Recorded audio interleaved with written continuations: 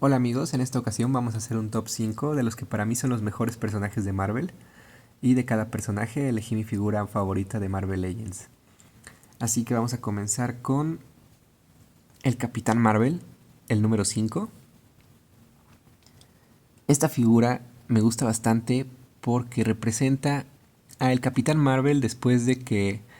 tiene su arco de transición en el que pasa de ser Capitán Marvel el guerrero a ser Capitán Marvel el protector, después de ser elegido por Eon el que espera para convertirse en el protector del universo precisamente, y así poder enfrentarse en un combate final contra Thanos, después de que éste ha adquirido el cubo cósmico por allá por los 70 me parece, en uno de los primeros eventos que se vivían en Marvel. Obviamente a mí no me tocó, pero sí he leído esas historias y se me hace que el Capitán Marvel se merece este quinto puesto por no solamente su participación en ese evento, en otros eventos también, en donde usaba estas megabandas Rick Jones para convertirse en el Capitán Marvel y poder derrotar a los villanos, sino también porque tuvo uno de los finales más interesantes, digámoslo así, del mundo del cómic, porque como muchos saben, este personaje termina muriendo de cáncer y es un personaje que ya no revivió más adelante, al menos en el 616, hasta lo que yo tengo entendido. Se me hace que eso lo convierte en una excepción en el mundo del cómic y es muy interesante tener un arco completo en este medio. Y no solo eso, sino que la historia en la que el Capitán Marvel muere es muy emotiva porque no es una muerte, digámoslo así, heroica. No es la típica muerte que los personajes de este medio estamos acostumbrados a verles, sino que es una muerte pues tal cual, ¿no? De una enfermedad terrible que lo va consumiendo, lo vemos completamente destrozado por la enfermedad y, y pues tiene una confrontación final con Thanos que es más bien algo simbólico que algo material, pero pues sí, es un personaje muy completo y que se ha ganado un gran lugar en mi corazón y por eso ocupa este quinto puesto. Ok, en el número 4 tenemos a Rogue, este gran personaje de los X-Men, que yo creo que todos le recordamos por su participación allá en la serie de los noventas, en donde era sin duda alguna el personaje más eh, sexy de todos los que aparecían en la serie y además su personalidad era muy atractiva también y por supuesto era la más poderosa del equipo, lo cual la convertía en un personaje que se llevaba de inmediatamente la atención de todos. Su historia es muy interesante porque este personaje no comenzó siendo una superheroína, como también lo mostraron en uno de los capítulos de la serie animada de los X-Men,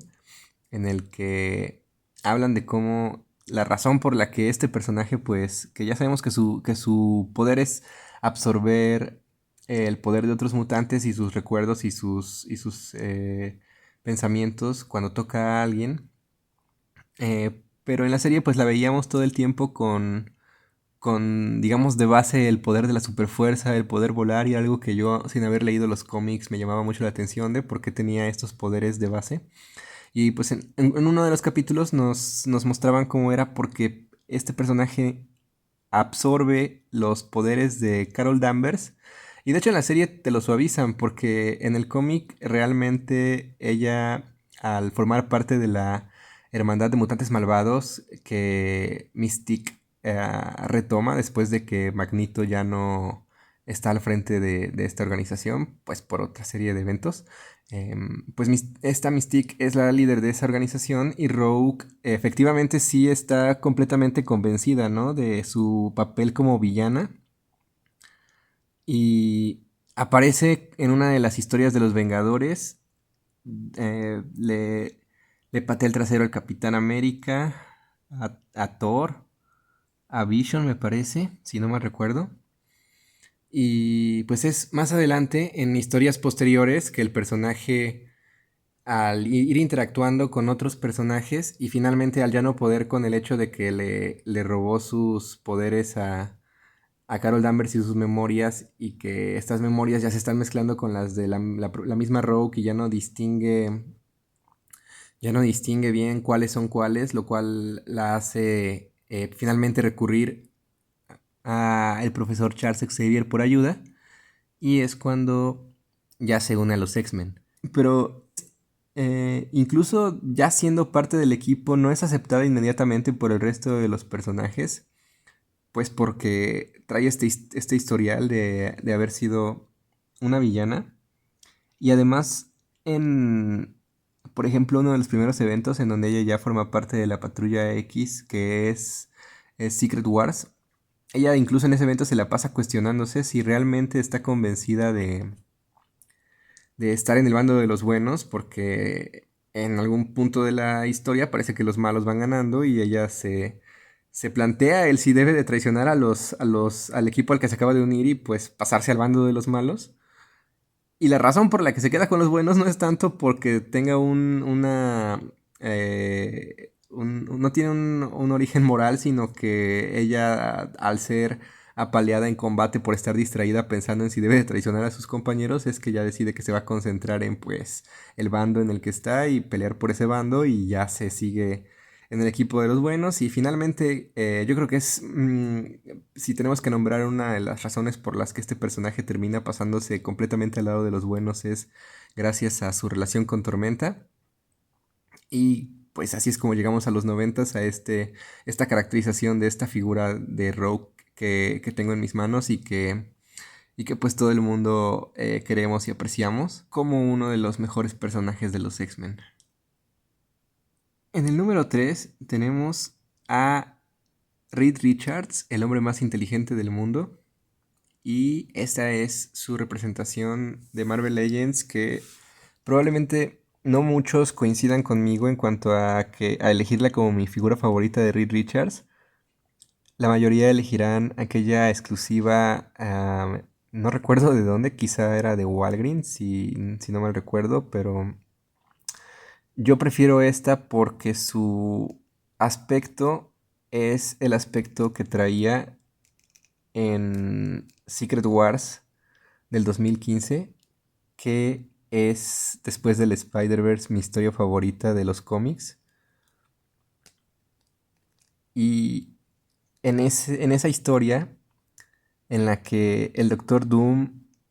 se rompe por completo, ya que adquiere el poder de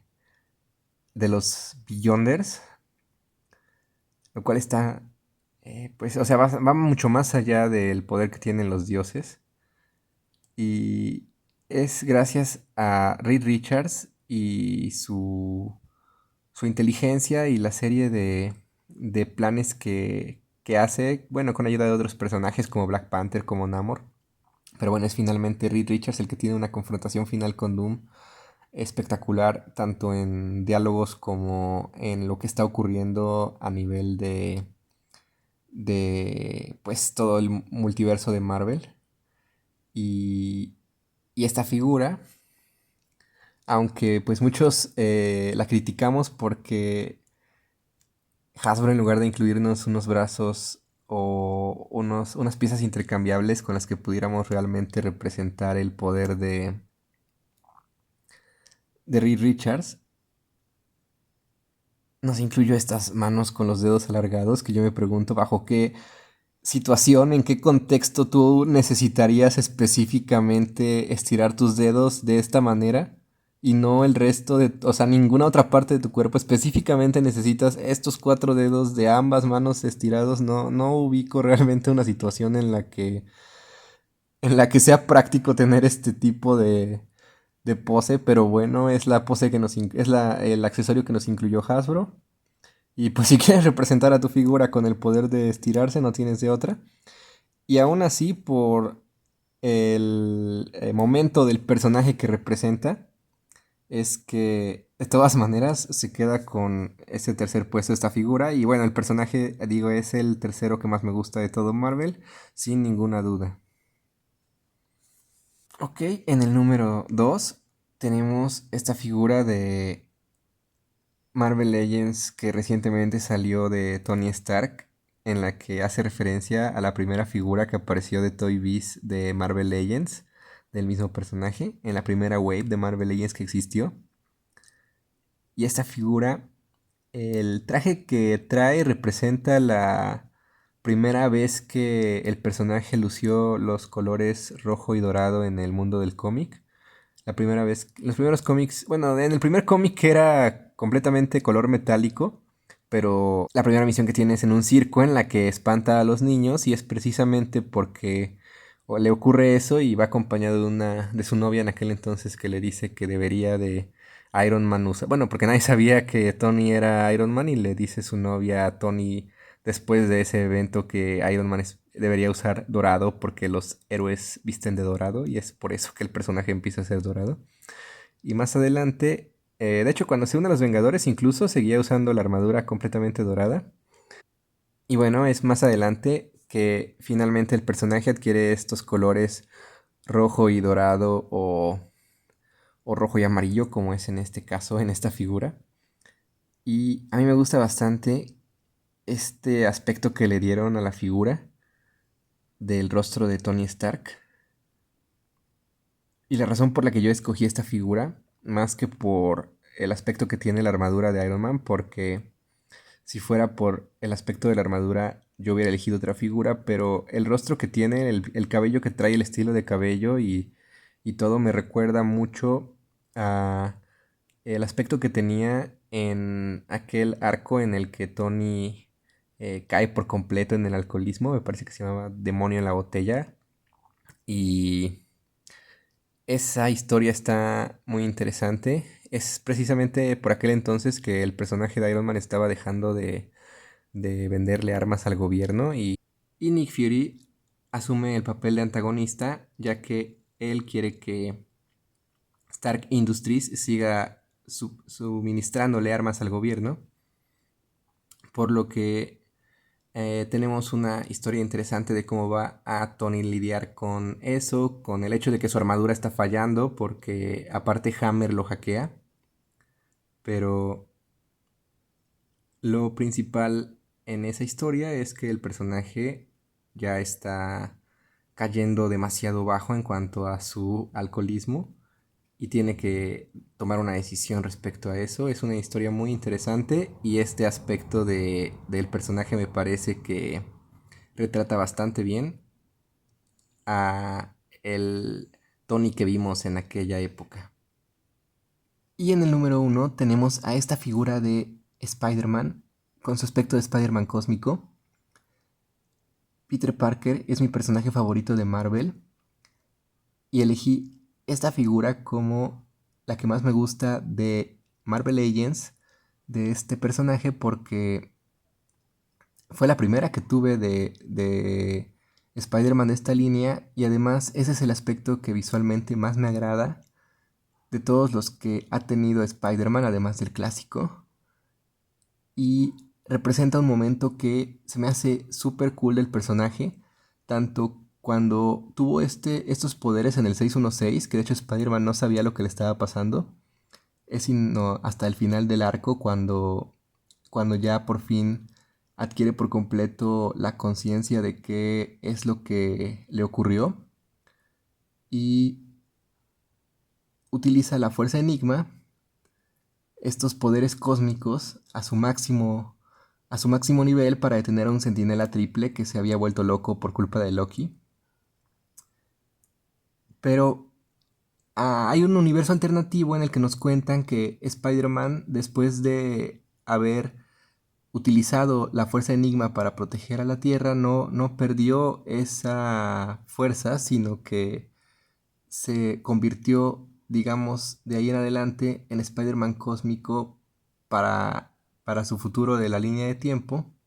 hasta que comienza el Spider-Verse, en donde su dimensión es elegida como la dimensión segura, precisamente porque al ser tan poderoso, los villanos de este arco no se atreven a ir a la dimensión en donde Peter conservó estos poderes. Y bueno, de hecho, en el Spider-Verse, eh, el final que tiene este Spider-Man cósmico me pareció un poquito decepcionante. No se los voy a spoilear, pero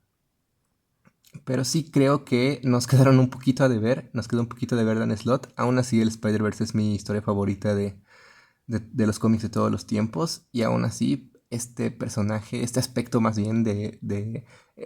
Peter Parker, tanto el del Spider-Verse que apareció siendo el protector de la dimensión segura que por un tiempo sirvió como resguardo del equipo de Spider-Man UK. mm, y también por su asombrosa participación en el 616 cuando nuestro querido Spidey tuvo estos poderes por un tiempo y logró patearle el trasero a Hulk, logró destruir al Centinela Triple como les comentaba. Y pues se ve increíble esta figura, por eso es que la elegí como mi número uno.